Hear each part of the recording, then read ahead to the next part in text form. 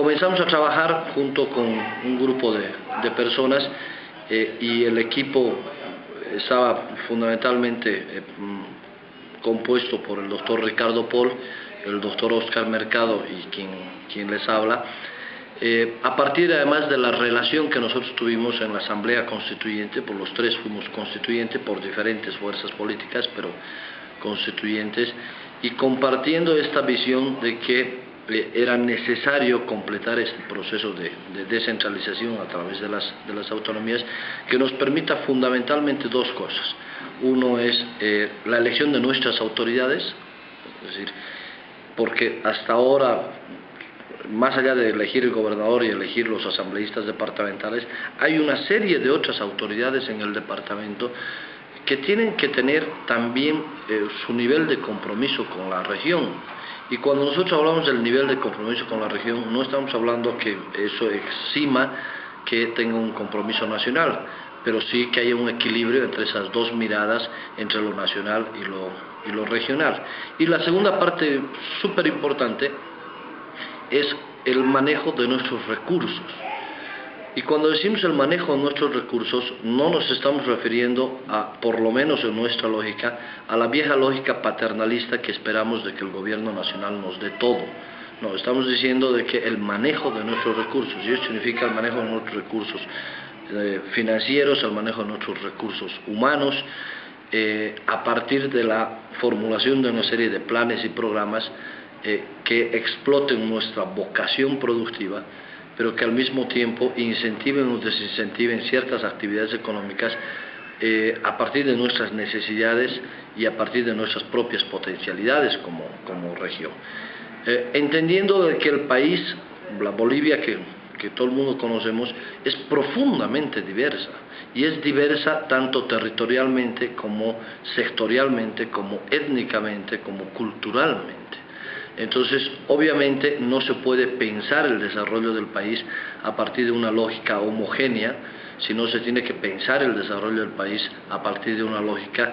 de que se entienda esta diversidad, por lo que se requieren medidas también diversas, tanto desde el ámbito político como desde el ámbito económico, que entiendan las diferentes circunstancias a las cuales están sujetas cada región. Entonces, todo esto finalmente fue traducido en un documento que elaboramos después de casi un año y medio de largas conversaciones, ya sean de carácter privado como de carácter público, con diferentes sectores, con diferentes actores. No nos hemos limitado a un solo sector, sino hemos hablado con diferentes personas, un poco tratando de recuperar la mirada que tenían del tema autonómico. Está claro que no recogemos la mirada del movimiento al socialismo, sino más bien recogemos la mirada de quienes defendimos siempre la autonomía, quienes además recolectamos firmas en Cochabamba, más de 90.000 firmas, para solicitar el proceso autonómico, porque hay que recordar que en principio la autonomía departamental perdió en Cochabamba, y posteriormente ya con la nueva constitución nos adscribimos a la autonomía como región, pero eso también fue producto de más de 90.000 ciudadanos que estamparon su firma en unos libros que presentamos a la Corte Departamental Electoral y que después fueron reconocidos por la Corte Nacional Electoral, que nos habilitaban a exigir el derecho de volver a ir a un referéndum. Entonces, toda esta mirada ha sido plasmada en este documento, digamos, porque no podía ser de otra manera. Es decir, el movimiento al socialismo había preparado su propuesta y estaba claro que los que habíamos defendido desde siempre el proceso autonómico teníamos que tener una propuesta alternativa, pero que fundamentalmente desde nuestra perspectiva no es una mirada partidaria. Es una mirada política, por supuesto que es una mirada política, no es una mirada partidaria, pero sí es una mirada política de los miles de ciudadanos cochabambinos que creemos en que la autonomía departamental completa este proceso de descentralización que Bolivia inició en los años 80. Ha mencionado dos temas importantes que tiene el estatuto, entre ellos el tema de los recursos económicos, ¿no? ¿Qué otros temas son fundamentales y qué propone esta propuesta? A ver, el estatuto está compuesto por varias partes, ¿no? La primera, digamos que maneja toda la parte simbólica que tiene que ver con cuáles son las lenguas que reconocemos, obviamente el español y el quechua como idiomas cochabambinos, el tema de símbolos, bandera. Nosotros recogemos la bandera celeste, el escudo de armas, el que tradicionalmente Cochabamba siempre ha utilizado. Es decir, una serie de esas características que tienen que ver con lo simbólico. Y por ejemplo, en el tema de los derechos, nosotros no hacemos ningún catálogo de derechos porque reconocemos que el catálogo de derechos establecido en la Constitución es más que suficiente, y lo único que hacemos es nuestra adscripción total a este catálogo de derechos. Una segunda parte que tiene que ver con el diseño institucional de lo que es la autonomía en el departamento y cómo se eligen las autoridades del órgano ejecutivo. Planteamos un gobernador, un vicegobernador en dupla con el gobernador. Además del gobernador, planteamos los subgobernadores en regiones que se puedan constituir. En Cochabamba fisiográficamente existen cuando menos 6 regiones: el Cono Sur, el Valle Alto, la subregión andina, el Valle Central, la cuenca del Caine y el trópico de Cochabamba. Son fundamentalmente esas 6 regiones, y es probable que en el futuro hay que dejar de pensar en el tema provincial y pasar a pensar en el tema regional, entendiendo a la región como una parte del departamento. Planteamos en el órgano legislativo, por ejemplo, la elección de nuestras autoridades a través de las circunscripciones uninominales nacionales. En Cochabamba existen 10 circunscripciones uninominales. De esas 10, lo que decimos es que 2 representantes sean para la mayoría, 1 para la minoría. Planteamos que además exista una representación directa de los pueblos yuquis y yuracarés, 1 por cada uno de los diferentes pueblos, lo cual nos dan un órgano legislativo de 32 miembros. Planteamos la revocatoria como un instrumento, los referéndums departamentales como otro instrumento. Establecemos los mínimos que están ahí, y planteamos el órgano judicial, por ejemplo, cómo debe estar constituido, en estricto apego a lo que dice la Constitución Política del Estado, pero colisionando con las leyes nacionales que tienen que ver con el órgano judicial, colisionando con las leyes nacionales que tienen que ver con el órgano electoral, en el tema del referéndum, en el tema del revocatorio, en el tema de las elecciones de las autoridades judiciales, porque nosotros creemos que eso es parte de la autonomía. Es decir, es parte de las autonomías tener el derecho de decir cómo elegimos a nuestras autoridades, y que los requisitos los debemos de plantear las regiones, no el ámbito nacional.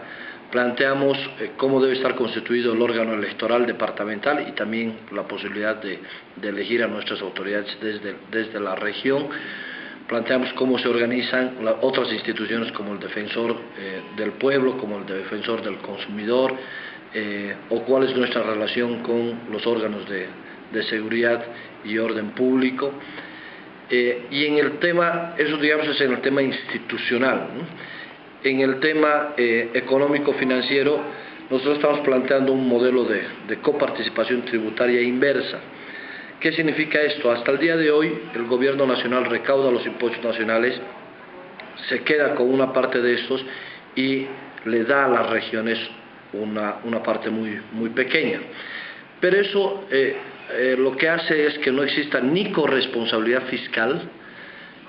ni subsidiariedad. Es decir, los gobiernos subnacionales no hacen ningún esfuerzo por mejorar los ingresos fiscales nacionales, y además no se aprovecha que sean los gobiernos subnacionales que sean los que están más cerca de la gente para poder realizar procesos de fiscalización mucho más interesantes, pero con una ventaja adicional, que es a partir de las vocaciones productivas de cada departamento se podría establecer políticas tributarias diferenciadas. Entonces, lo que nosotros estamos planteando es que en vez de ser de arriba hacia abajo, sea de abajo hacia arriba. con la creación de una agencia nacional tributaria integrada, donde por ejemplo el NIT, que es el número de identificación tributario, sea el mismo en el gobierno municipal, en el gobierno departamental y en el gobierno nacional, de tal manera que podamos tener una especie de consolidado de cuáles son nuestros aportes tributarios de cada uno de los ciudadanos. Entonces, estamos revolucionando, si quieren, estamos planteando un nuevo modelo de Estado desde el punto de vista tributario,